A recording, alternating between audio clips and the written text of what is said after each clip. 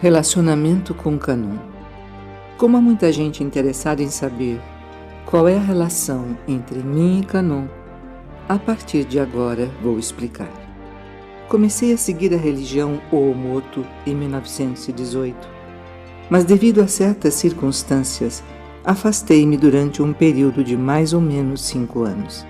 Em 1923, retornei. Cerca de 6 meses mais tarde, fui procurado por um topógrafo desejoso de informações sobre a Oomoto, que na época se expandia rapidamente. Em meio à conversa, olhando-me fixamente no rosto, perguntou-me se a doutrina tinha alguma ligação com Kannon. Respondi-lhe negativamente, dizendo-lhe que a Oomoto era shintoísta e Kannon budista. Insistindo no assunto, afirmou o estar vendo à minha direita.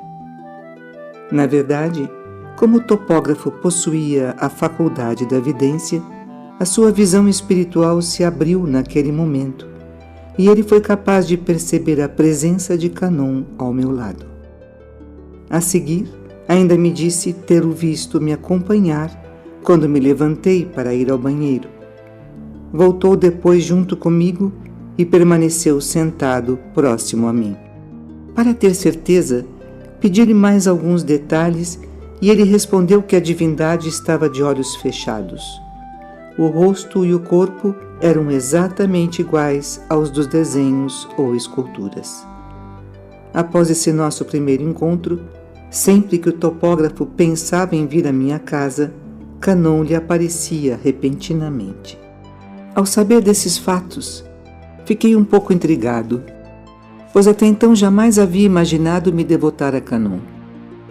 A partir daí começaram ocorrências misteriosas que me levaram a admitir uma ligação mais íntima entre Kannon e mim. Certo dia, um dos membros da Oomoto disse ter visto uma espécie de remoinho acima da minha cabeça, no centro do qual estava Kannon trazendo às costas uma cruz. Naquele momento não me fora possível entender o significado de tão estranha visão. Logo depois, contudo, fui vítima de uma séria perseguição religiosa que me causou enorme sofrimento. Compreendi assim o sentido da vidência.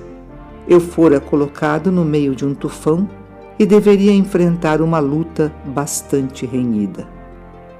Cerca de 3 meses mais tarde, várias divindades começaram a manifestar-se por meu intermédio, entre elas Izunami, a essência de Kannon.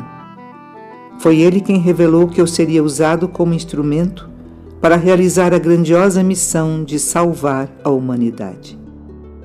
Também fiquei sabendo pelas mensagens recebidas de Izunami que há 2.600 anos, época do nascimento de Sakyamuni, Kannon havia morado na montanha de Fudaraka, na Índia, onde ensinou o caminho da salvação como Kanjizai Bosatsu. Todos esses fatos a mim revelados são extremamente peculiares.